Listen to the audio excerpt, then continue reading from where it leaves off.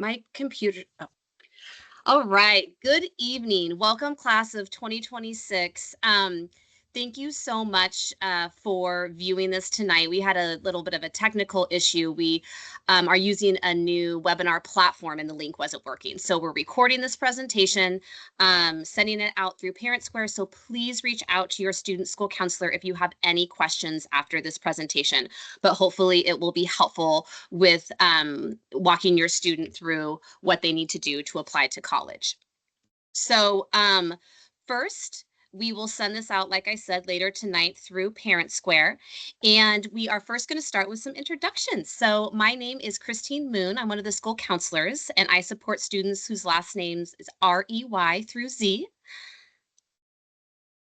My name is Daisha Ludke. I work with students whose last names begin with A through E.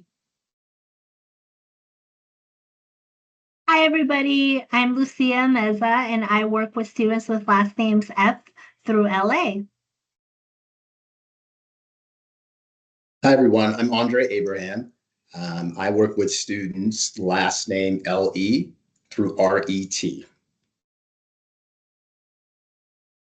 Hi, everyone. I'm Laura Giese, and I am the new College and Career Coordinator. Woohoo! All right. So next slide. Okay, so as you can see, we have a full agenda and we try to keep our presentations to about an hour. So hopefully we can keep to that. We did want to let all families know that we did meet with seniors this Monday at a senior assembly and just went over kind of the main options that students have after they graduate from high school and talked about what seniors should be doing right now to kind of plan for what they want to do after they graduate.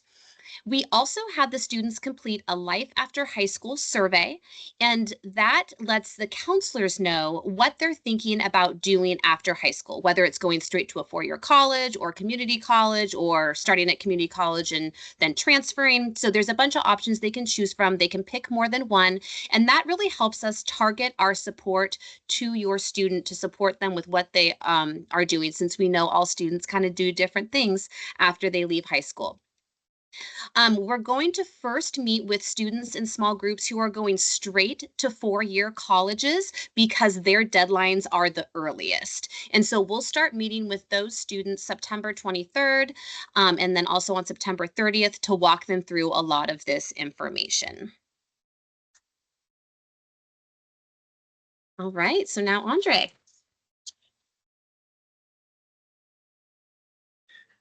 Good evening. As Christine mentioned, we met with students earlier this week, and we are excited to work with students and just connect with them and talk with them about what are the possibilities after high school. Students have a lot of options after high school, from four-year college and universities. Some students will choose community college, maybe transfer to a four-year college after a few years. Some students may choose to do an associate's degree or a one-year certificate or career technical program or apprenticeship. We'll also be working with students, which shouldn't be new to students, is the Oregon Promise. We talk with students about this starting in 9th grade, but it's a state grant program for students with a 2.0 GPA or higher. They will graduate with their class, which that will happen for all of our seniors, right? And they would start the community college in the fall following their graduation year. And then we'll sit down and work with students in small groups on this application. The application will open in October. We'll work with students probably in November for that. The students also need to complete the FAFSA or the ORSA. That's just part of the application process. And that kind of wraps up the Oregon Promise. We also have students that will be interested in trade unions, military, and work. And we will have the military, the branches here during lunch and the point, spread out through the month. And students can find out more information in our College and Career Center. And then we have a number of students that will go off to work right after high school, and we help support them as well.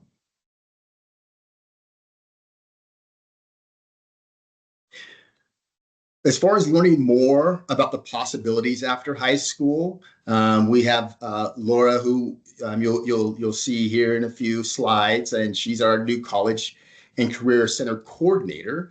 So that's a possibility or a place where students can learn more about their possibilities. Naviance is a tool that we use to not only submit supporting documents to colleges and universities, but also where students can do a little bit of research. So we'll talk a little bit more about that later. We will have college admissions representatives visit here, and that also will be talked about. You'll get to see some of the colleges that have already, I guess, signed up to visit during school hours. And then we'll also have some campus visits and tours scheduled. And again, we'll share some more information with you on that shortly.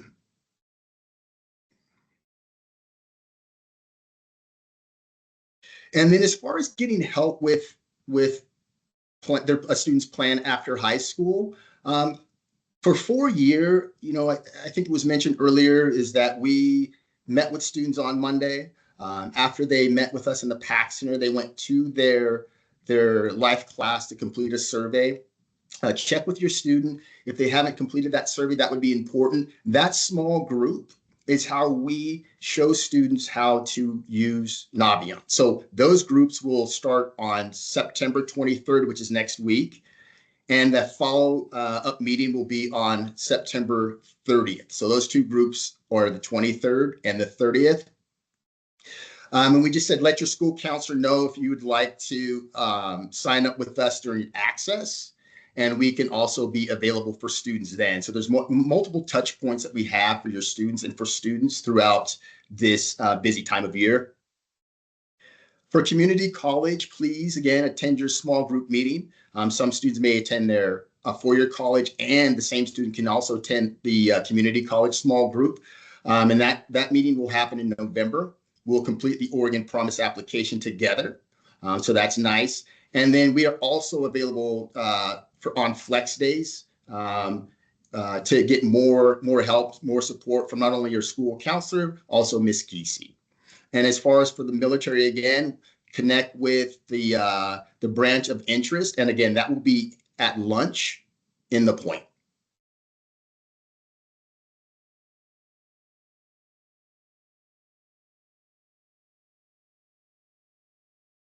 And now it's Laura. I had my mic off. Hi there. As Andre said, we have a number of colleges already signed up to come into our school. And this is such a great opportunity for our students.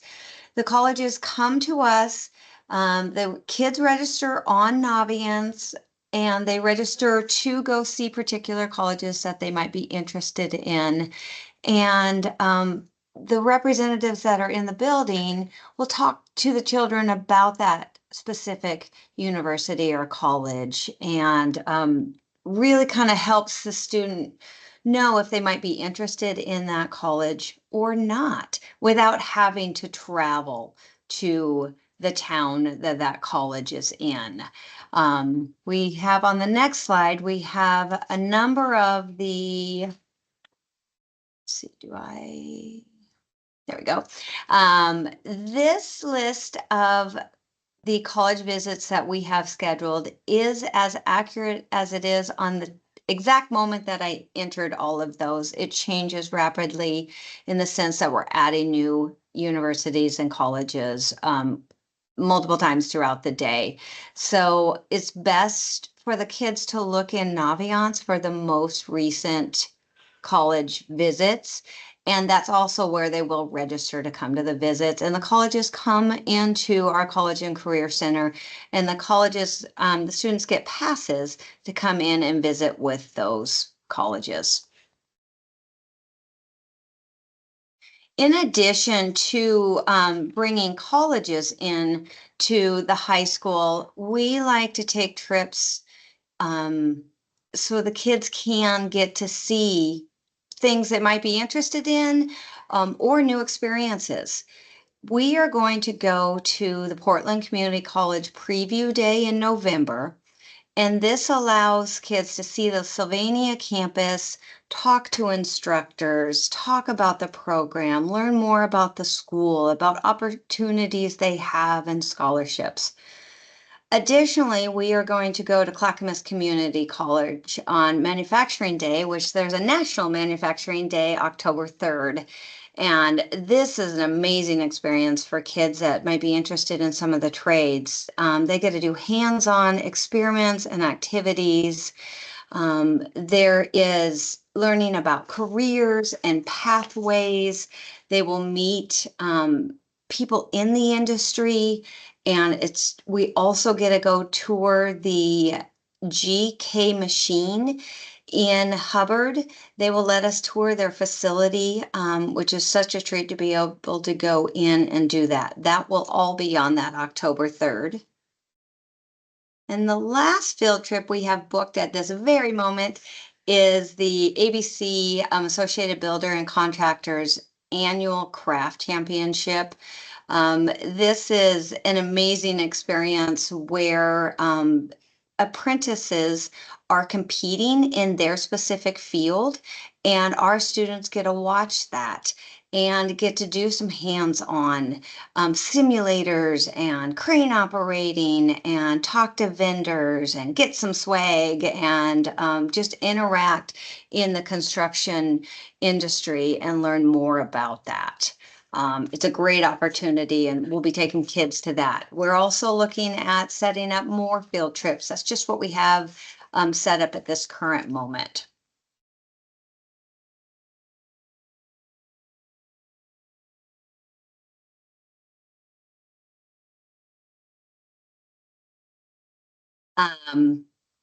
This is Naviance when I was speaking about how students register for the rep visits from the colleges. This is also an amazing website that gives so much information to students about particular colleges.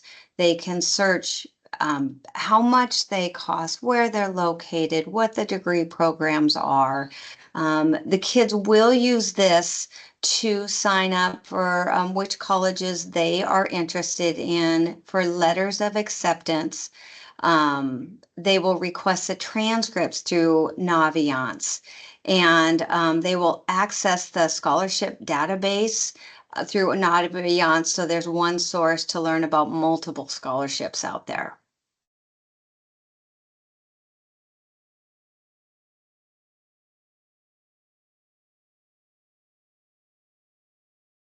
Okay. So with all that, what we're letting students know is now is the time to start finalizing your list of colleges. And the first step to finalizing your list is really deciding if you are applying to four-year colleges, two-year colleges, or both. How many colleges should you apply? A good number could be, four to seven colleges. If you're thinking about how many to apply to, or you want to know kind of a ballpark figure. The second step is to review your list of colleges and to make sure they fall into three main categories. Those categories are listed here. It's reach school, possible school, and likely. A reach school is a college or university that might be difficult to get into for one or more reasons. It could be a reach school because a student's academic profile may fall slightly below the college average. It could be a reach school because there's a low acceptance rate. It's just really hard for all students to get into. It could be a reach geographically or maybe even financially. But what's really important to know is that a reach school differs from applicant to applicant. And if you're looking at the colleges, your list of colleges, I would say maybe one, maybe two of your schools could fit in this list, right? As far as a reach school. And if you're not quite sure if you're going to get in, that's okay, right? It's not a bad idea to apply because you never know what might happen. Some common examples of a reach school are Ivy Leagues, like Harvard or U Chicago, maybe Yale, MIT, or Stanford. So it kind of gives you an idea of reach.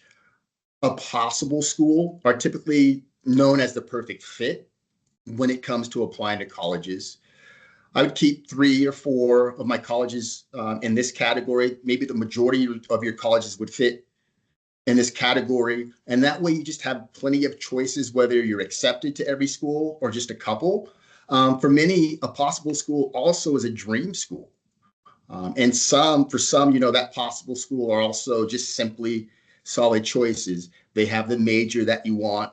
They have the things that you're interested in a college. And again, we would recommend that most of your colleges you're applying to fit in this category. A likely school is any college or university where you have an 80% chance or higher of being accepted. There's always a chance you won't get into your dream school, or there may be other circumstances that arise that may make it difficult or impossible for you to attend that top school. Even if you are accepted, it could be shifting finances, family emergencies, maybe a personal change of heart can lead to last minute changes. And then we also are encouraging students to have at least one community college in your likely category as far as when it comes to finalizing your list. On the next slide, we have some application deadline types. So as you're finalizing your list of colleges, it's also important to look at the deadline types. We have them listed here. So early action, the most common early action deadline is November 1st. And then typically with this, decisions on early applications are usually posted mid to late December. So students just hear back from colleges a lot sooner if they use this application type. And students can apply to multiple colleges and universities that offer early action. And just to know, early action deadlines are non-binding. So that means that if you're admitted to the institution early, you're not obligated to attend. And here, just a couple examples are the University of Oregon has a November 1st deadline. And then you can see Oregon State University also has a November deadline. The next application deadline type is regular decision. This is probably the most common application deadline type. This allows students more time to prepare their applications. And usually the deadline is on or after January 1st. Applying regular decision means that you are not applying in the early round, and you will receive your admissions decision in sometime in the spring, usually within a 4 to 6 week window. And again, you can see the University of Oregon has a regular decision as January 15th. So not only does some schools have an early action like the U of O, they also have a regular decision deadline. A priority deadline, just really what that is, it guarantees consideration for scholarships and financial aid. And a quick example would be Oregon State has a February 2nd deadline type. And if your application is in by there, you will be considered for those scholarships and financial aid packages. And the last application type is rolling admissions. And these are applications that are evaluated by the admissions office as they receive them. Portland State, Western Oregon, Montana State have a rolling application type. Next slide, please. Thank you. And there are some colleges with a unique application deadline. They include the University of Washington. They have one deadline. So if you're thinking about the University of Washington, your deadline is November 15th. That's it. The University of California, UCLA, UC Berkeley, UC Irvine, they have the UC schools. They have a December 1 deadline. And then the Cal State system, and that's, for example, Cal Poly San Luis Obispo has a December 1st deadline. So again, this is really important for students and families and those supporting students to know that the deadlines are deadlines and there's no wiggle room when it comes to those. So please keep those in mind during the process. There are going to be several components to the college application. All college applications are submitted online, and a fee is required when the student submits their application. The average application fee is about $48, but it can be as high as $90 or $100. Many colleges do offer fee waivers for families who qualify.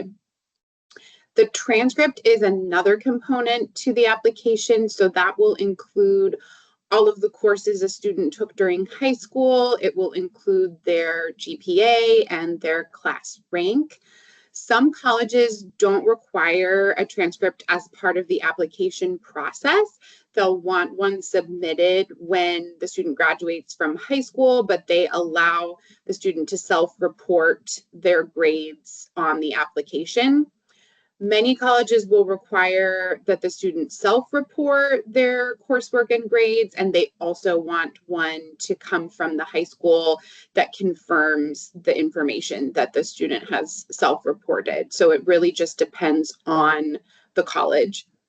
Other possible components of a college application include letters of recommendation. Those are not always required. Essays, SAT or ACT scores.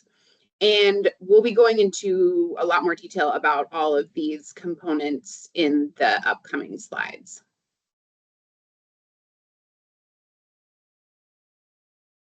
There are a few different application types to be aware of.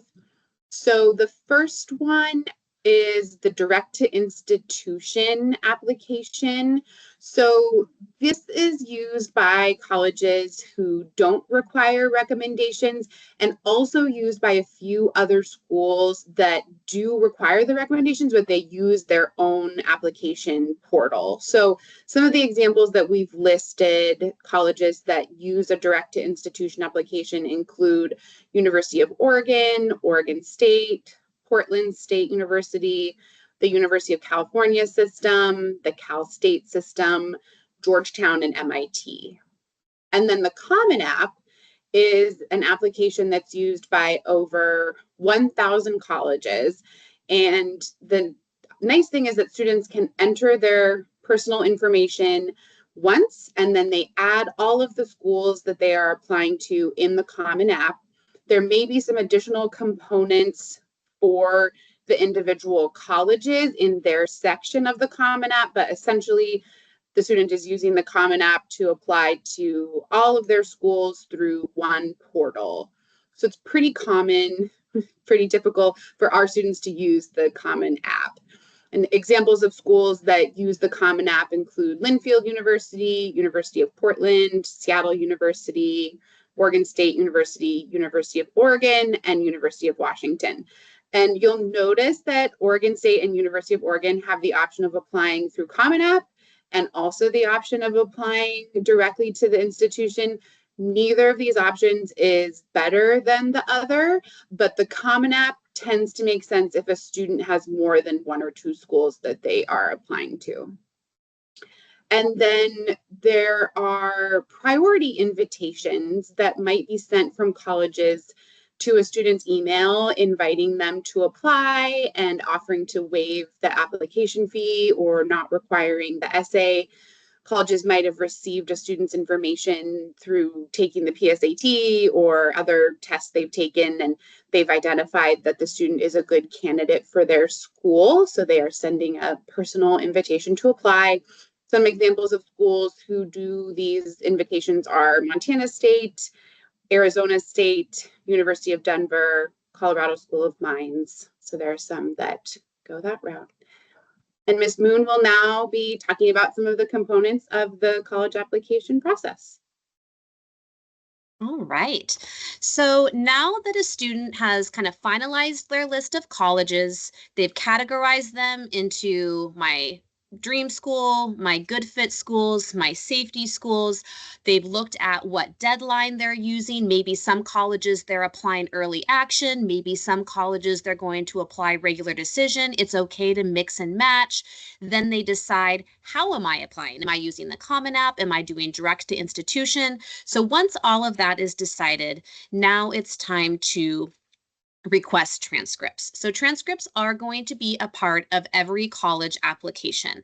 And so just to remind you, a transcript is kind of like a historical record of the classes that your student has taken. So it has all of the grades and classes from 9th grade, 10th grade, 11th grade, the senior schedule, and then it lists their cumulative GPA, the GPA of all of those grades combined, and then it lists their weighted GPA and unweighted GPA and class rank. So if a student has taken an AP class, those GPA points are weighted, so they would have a weighted GPA.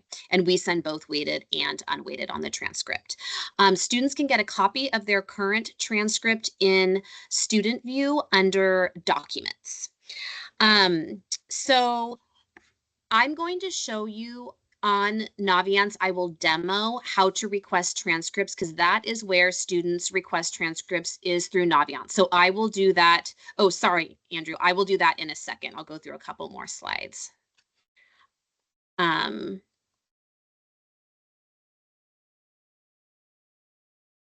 And this slide kind of outlines what Daisha had talked about, that colleges are either wanting a transcript sent by the high school, but a lot of colleges are moving towards a process called like self-report schools. And that means that embedded in the application, the student needs to add every class and grade that they have earned in 9th, 10th, 11th grade, and then they type in their senior schedule. So for example, let's say a student is using the Common App and they've added maybe 4 schools to the Common App. One of them is University of Oregon. We know that they are a self-report school. So that feature in the Common App will be turned on for that student so that they can enter all of their grades and classes. And then sometimes we can send the transcript as well through Naviance, but some bigger schools like University of Washington or all of the UC schools, the Cal State schools, BYU, they do not want transcripts sent. And then if a student is accepted and they decide to attend, then we send final transcripts at the very end of the school year to that college for them to verify that everything was entered correctly. So you'll see either we send transcripts or the student enters it and it's embedded within the application. Okay, next slide. Okay, so I'm going to quickly talk about letters of rec, but I'm also going to show you a little video on how to request letters of recommendation through Naviance. But first, to talk about letters of recommendation, the first thing that you need to do and students need to do is look at the application requirements for your college to see if the college even requires letters of recommendation, because most colleges really don't. And so you will look and see, and if they're not needed, students will not be put at a disadvantage if they do not send them. So if they're not needed, students just need to, they can skip this whole process and they don't need to request letters of recommendation. If you look at the colleges you're applying to and it does say maybe 1 or 2 letters are required, great. So the process for requesting letters of recommendation are: 1, we want the student to ask the teacher in person. So like, hey, Mr. Fitzgerald, will you write me a letter of recommendation? If he says yes, absolutely. The student will give them a senior autobiography, and we have that in our 12th grade Google Classroom. We've listed it on our college and career website. It's in a lot of places, and it's just 8 questions that the student fills out so that this teacher can write a more detailed letter. So the student will give them a copy of the senior autobiography at least 3 weeks notice before the deadline. Then the student can go into Naviance and request this teacher formally. And that's what the little video I'm going to show you in a second shows, how the student goes into Naviance to request the teacher recommendation. Then the teacher gets an email and says, hey, so-and-so has requested a letter of rec from you, but this isn't the first time they've heard about it. They know about it. They've agreed to it. They'll write the letter, click the link, upload the letter, and then before the deadline, the school counselor will send transcripts if needed, letters of rec. And then if you are applying to a college and you ever see that they need a secondary school report, that's a counselor recommendation. So they'll need to ask the counselor, give them 3 weeks notice, and give them a copy of the senior autobiography as well. And then the counselor will kind of send all the transcripts, the letters of rec, counselor rec, all together through Naviance to that college before the deadline. Okay, so what I'm going to do first is share my screen. Hopefully this goes well, and show you how to log on to Naviance. Okay. So how you log on to Naviance as a student is you would go to the main Wilsonville High School webpage, and then under For Students, there is a link to Naviance. And then you just click Student, and then there's a blue bar that says Single Sign-On, and students are able to just use their Google credentials that they use for their main Wilsonville High School Google Suite, and it just logs them on to Naviance. And then this is the screen that they will see once they are logged in. So I'm first going to show you how to add colleges to Naviance. So a student will enter this first screen, then they'll go to colleges I'm applying to, and this is where they add colleges. So theirs will typically, be blank because they haven't added any colleges. So how you add a college is you click on the blue plus sign, and then you can start typing a school. So maybe I'll do Oregon State University. Then it says app type. Are you applying, which deadline is basically what they're asking. So if I'm like, oh, I'm going to do the early action, the November 3rd one, I'm going to click that. And then it says I'll submit my application, and then it's either Common App or directs to institution. So I'm going to use the Common App. And then if you've already submitted your application, you can click that, or you just add and request transcript. So that's how you add a college. Another thing that you can do is if your student is using Common App, you need to click this pink bar that says match accounts. So that's way Common App and Naviance can talk to each other. So if your student is already have a Common App account and they have colleges listed on there, they can match accounts, and then the colleges automatically populate, and you don't need to click the plus button to add colleges. So that's another way that you can do it, is add the colleges to Common App, match accounts, and then they auto-populate in Naviance. The one thing that it doesn't do is request transcripts. So if you do it that way, you need to click request transcripts, and then you would select initial and mid-year, and then select all the schools that the student is applying to via Common App, and then there the transcripts are requested. So once colleges are added, it'll look like this. It'll say like Boise State University, they're doing the priority deadline, which is February 15th. Transcripts are requested. Office materials will say pending if we have not sent transcripts yet. Once we send transcripts, it'll say initial materials submitted. So right now it would say pending. This lets us know whether the student is applying through Common App, or if it doesn't have a CA, it lets us know you're doing direct to institution. Sometimes students are on top of it and they've already submitted applications. That's great. I'm going to show you how you can let us know if you've submitted an application or not. So a student can always go to edit, and then let's say you add your college to Naviance, but for some reason the date is really late. Like the only date you can choose is like July 28th, or sometimes the date doesn't even auto-populate. You can let us know that you've submitted your application, and we'll send your transcript the next day.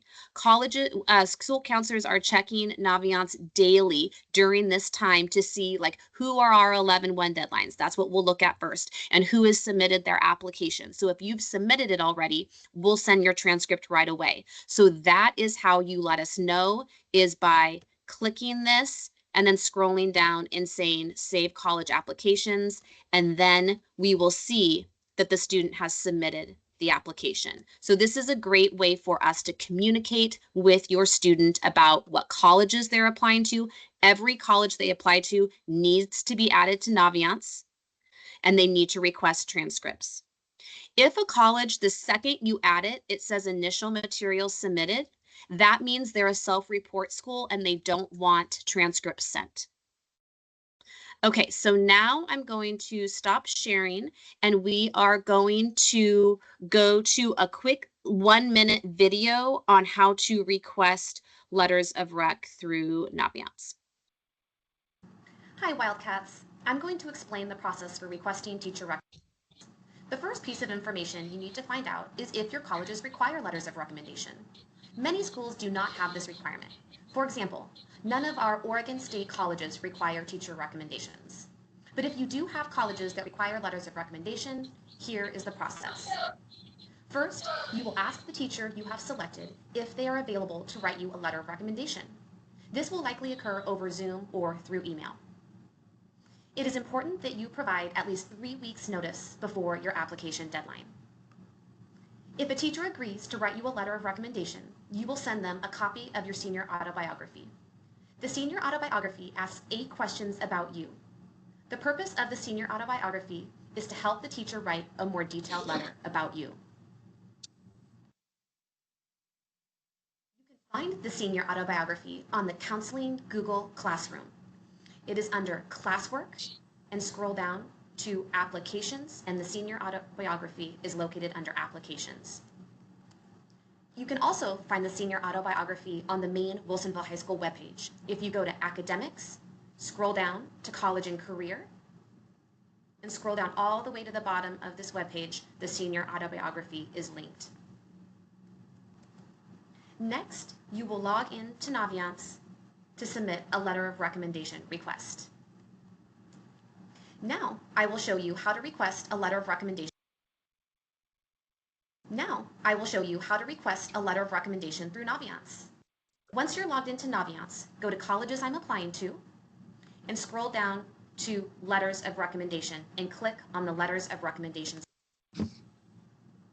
You will then click Add Request, select the teacher who is writing you a letter of recommendation. Now this part is important.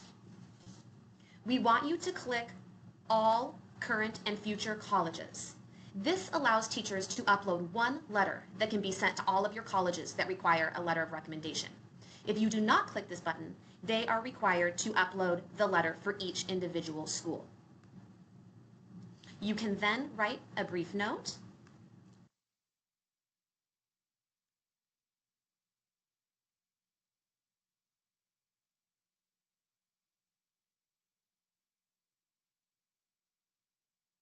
Submit request.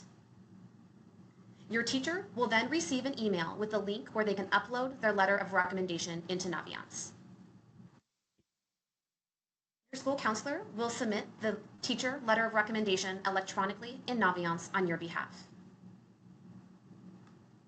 If you are using the Common Application, your school counselor will need to submit a secondary school report, which includes a letter of recommendation. You do not need to request counselor recommendations through Naviance, but you still need to provide your counselor with your senior autobiography and at least 3 weeks notice. All right, thank you.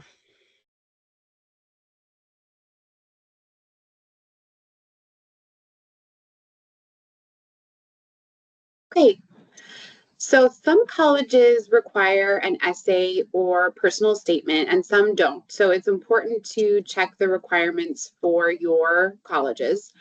Some schools have one prompt that you need to respond to. Others may provide you with several different prompts that you can choose from, and others might be more of a short answer format. And in some cases, they might limit the number of characters that you can include in your response. So in that case, it's really important to be concise with your responses. And it's helpful to look at the essay prompt section of your application in advance, so you have an idea of what you're getting into. So if you have a Common App account and you've added some colleges, you've maybe noticed that there are a few different prompts that you can choose from, and then you can use that one essay for every college that you're applying to. Some colleges will require a Common App essay as well as an additional essay or additional short answer questions that are specific to their college.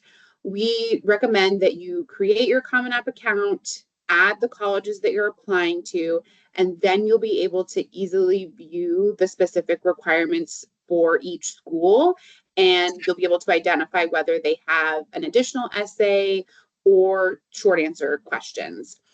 Essays can take a lot of time and require a lot of thought, so it's helpful to be aware of what the expectations are early on in your process.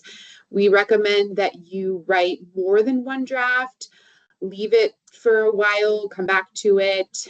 You really want to make sure your essay is the best it can possibly be. We don't want it to be something you rush through. It's a really important part of your application and can really make you stand out from other applicants. On this slide, we've included some application essay tips that could be helpful for students, but really the most important thing we want to highlight is that we do have built-in support for students here at Wilsonville. So our senior language arts teachers are very experienced in helping students think of ideas for their essay, helping them organize their thoughts, reading through first drafts, giving feedback. So students, don't hesitate to reach out to your senior English teacher or to your school counselor. Often students will share their drafts with us so we can give comments. So starting this process early and leaving time for the editing and feedback process can be really helpful for application essays.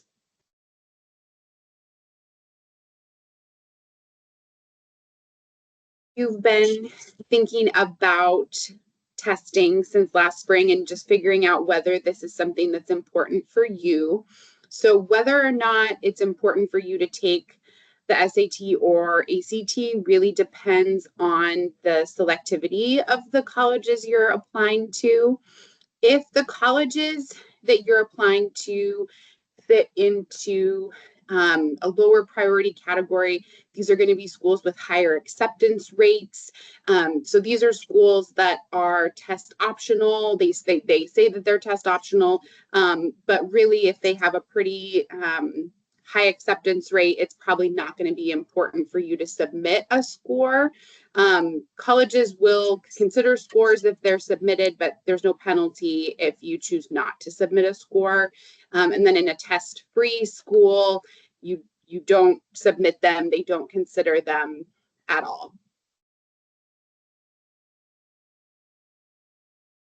So in the test optional, test free category, there are a lot of schools that are going to fall into this situation. All of our Oregon colleges and universities, University of Washington, Washington State, BYU, the Cal State, and UC schools are all either test optional or test free.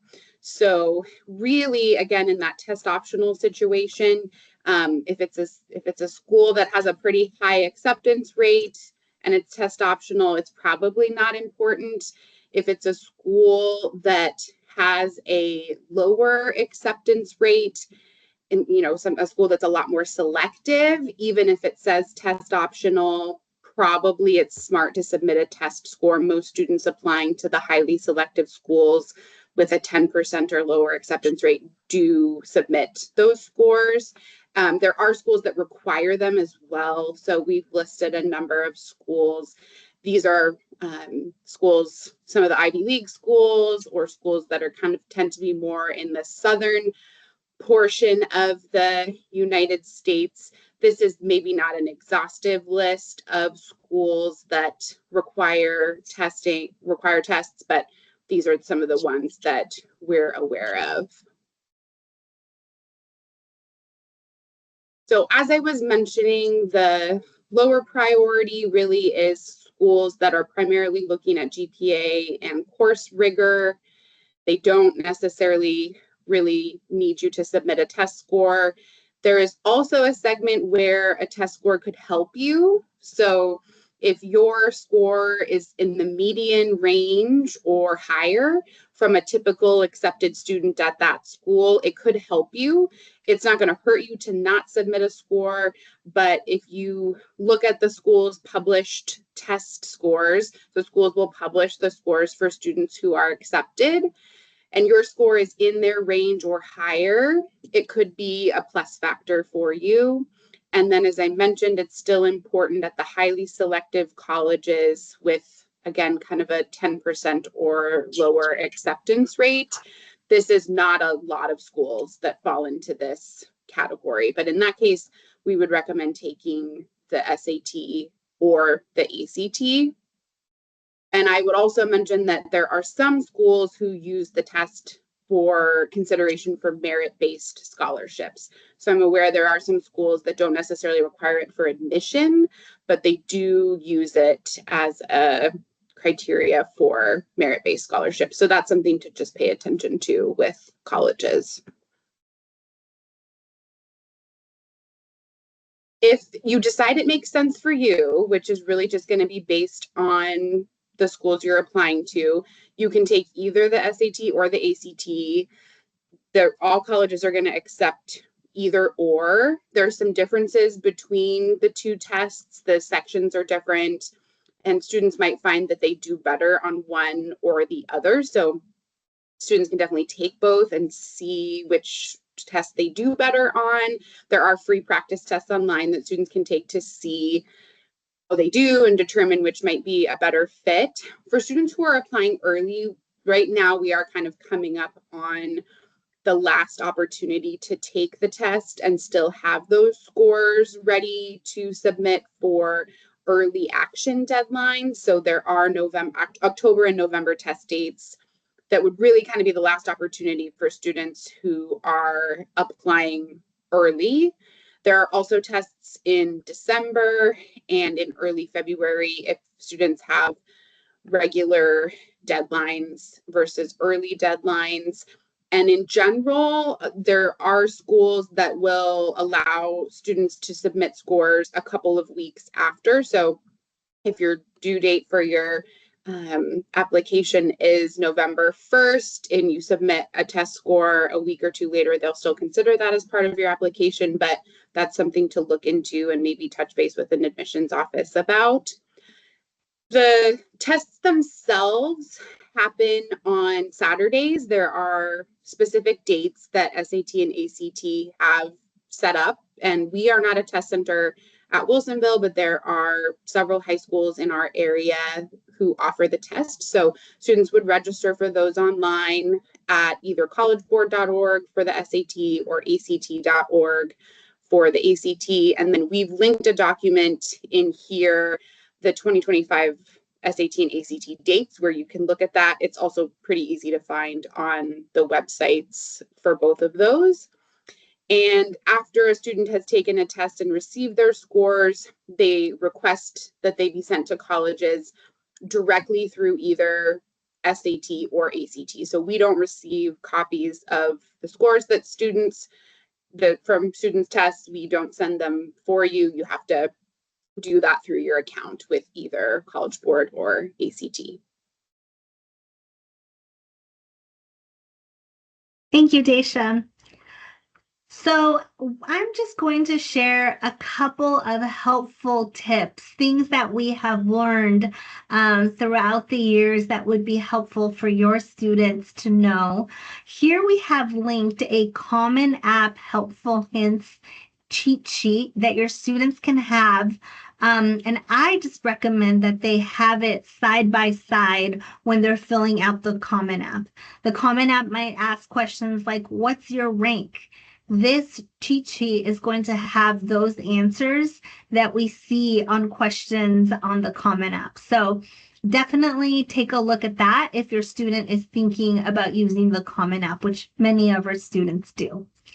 One common question that we get is asking about our grading system. So please, when you get to that question, make sure that you mark that Wilsonville High School uses a semester system. While we do have quarters within the system, our final grades are posted at the semester, and there are 2 semesters. So there will be 2 times in the year where grades are final. And so we want to make sure that students answer that question accurately. In some cases, applications will allow students to report AP scores, so students can go in to their College Board account and report those.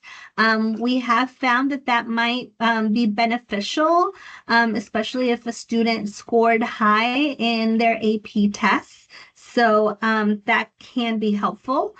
And then there will be some questions about college coursework. So this would be if a student took some dual enrollment courses where they were taking a class here at Wilsonville High School, but getting credit for Wilsonville High School and a college like Clackamas Community College, Portland Community College, or Oregon Tech. So if they took part in any class where they signed up for dual credit, they can answer yes for that question. Or if on their own they took a class at a college outside of school, maybe it's not on their Wilsonville High School transcript, but if they did that, they can answer yes to that question. And then depending on the application, the school might want to know more about how that credit was received. So you might have to put in information about the school name, the location, the course title, when you attended, how many credits you got. And so all of that will be available on your college transcript. As counselors at Wilsonville High School, we don't have access to your CCC, PCC, Oregon Tech transcript. So that will be something that the student will be in charge of looking up through their portal. Next slide. Awesome. One of the common questions that we get is, what are admission counselors looking at when determining if a student is admitted to their institution? So typically we find, and this is in ranked order, the most important thing that they're looking at is what courses did the student take in 9th through 11th grade? What classes were they taking? Were they taking rigorous classes? And speaking of rigor, they are also looking at the senior schedule. They're looking at the strength of the classes that students are taking. Are they taking classes that are preparing them to go off to college? Are they taking math, even though it might not be required? Or are they taking a bunch of PE classes? So the strength of the senior schedule is very important in admission decisions. The grades that students earned are very important. They might also be looking at the grade trend. If a student started off in 9th grade and they had really good grades, but by the time they were a junior, those grades weren't as good and they went down, that might be a red flag for an admissions counselor. On the flip side, if a student maybe started off kind of low, but by junior year they were rocking it and they got really good grades, that might be something that is telling to an admissions counselor. The essay or the personal statement is also important. I know many seniors are working on these in their English language arts classes. So it's a great opportunity for them to have their teachers look over their essays, give them some feedback, edit them. So definitely check in with your student to see if they have an essay written and if they need an editor. Make sure that they are connecting with you, with their teacher, with their counselor. We're happy to look those over. Test scores, if they're needed, that might factor into a decision of admission, as well as extracurricular activities. What things did the student do 9th through 12th grade? Did they have a job? Did they participate in sports? Did they volunteer? So anything that is outside of school will count as extracurricular.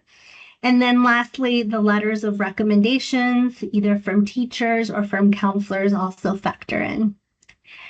We also know that some universities will have an automatic admittance policy versus a holistic review policy. Holistic review means that the college is taking the approach of looking at the student as a whole person and evaluating all of their characteristics, not just like academics, such as grades or their test scores. So in Oregon, for the public universities, we know the following to be true. U of O uses a holistic review approach.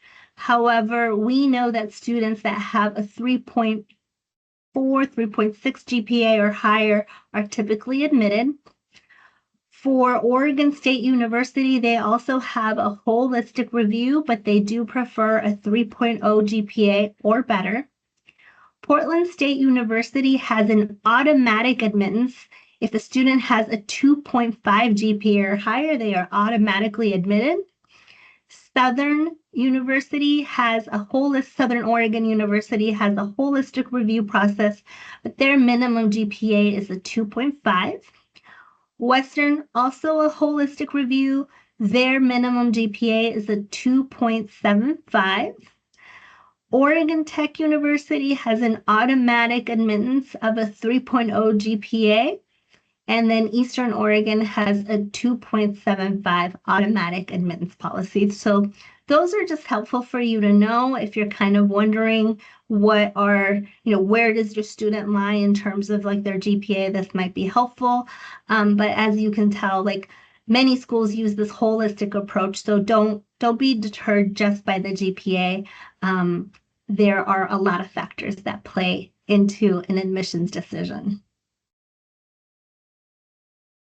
And here we have a slide about financial aid and scholarships. So we do want you to be aware that in order to qualify for much financial aid and scholarships, schools will be using the FAFSA, the Free Application for Federal Student Aid. And that application will open on October 1st. So be aware of that. If a student is undocumented or has DACA, has a temporary protected status or a U visa, they can use the ORSA, which is the Oregon version of the FAFSA. So if you have questions about which one might make sense, you can definitely check in with your counselor and we'll guide you through that process. But just know that those applications are typically what a student would be filling out to qualify for financial aid. There are also a lot of scholarships. Ms. Geezy is going to be posting those. She already has been posting some opportunities on our Google Classroom and on Navient. So be looking on there to check out those opportunities. One big one that we want you to be aware of is the OSAC portal. So the Office of Student Access and Completion has a portal where students can have access to 600 scholarships for Oregon students. And so you put in your info, it's kind of like the Common App where you put in your information once and then you put in your characteristics. And out of those 600, you might qualify for 7 scholarships. Each one might have its own essay, but you're not filling out your general information over and over again. So it's kind of nice that it's all housed in one portal, one place. The early bird deadline is February 26th, so be on the lookout for that. We'll make sure we're publicizing when that becomes available and when the deadline is approaching. And then if your student is just interested in searching online for maybe like a database, one that we have heard of that has been helpful is FastWeb. So that might be one where your student can go online and just see like some national scholarships that they might qualify for. All right. And so this slide has information about how you can connect with us. We encouraged all of our students to join our Google Classroom for the class of 2026. Here is the join code. Once your student is a part of the Google Classroom, they can send you an invite to join as a parent. And as I mentioned, Ms. Geezy is posting a lot of announcements, a lot of opportunities on there. So make sure you're keeping track. Usually students will get an alert in their email when she posts something new. So make sure you're checking that out pretty frequently so that you're not missing out on something important. We're also on Instagram, so that is our handle if you want to follow us and give us a few likes. And then we are also sending emails through Parent Square. So be on the lookout for that, where we will send some notifications so that you can be aware of everything that's happening.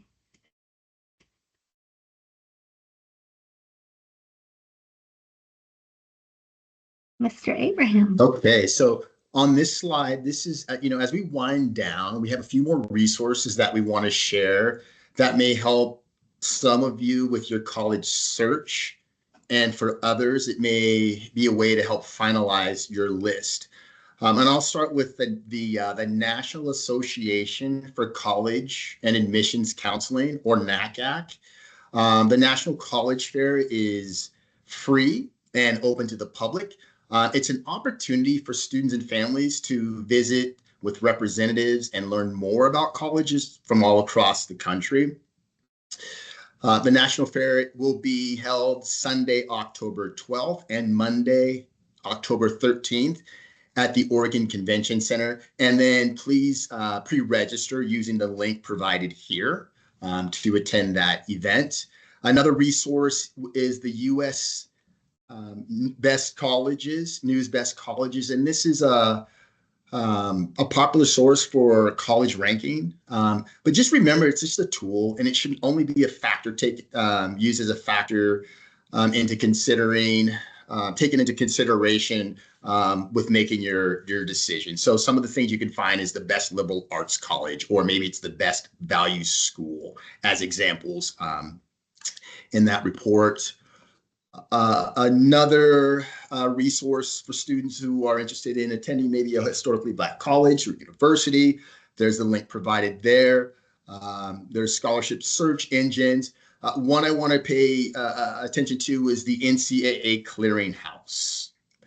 The NCAA does, I guess they do a fairly good job of getting the word out about the requirements to be an academic qualifier, but less well known is the process that students go through to get that designation and their amateur certification.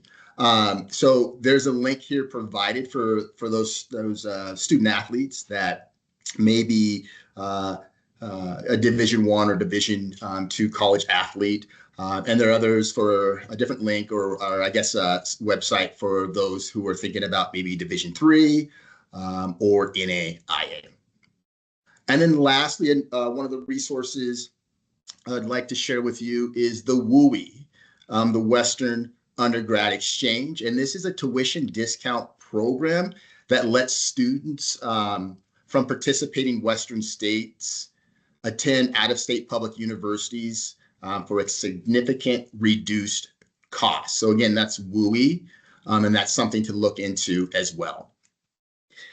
And on the next slide,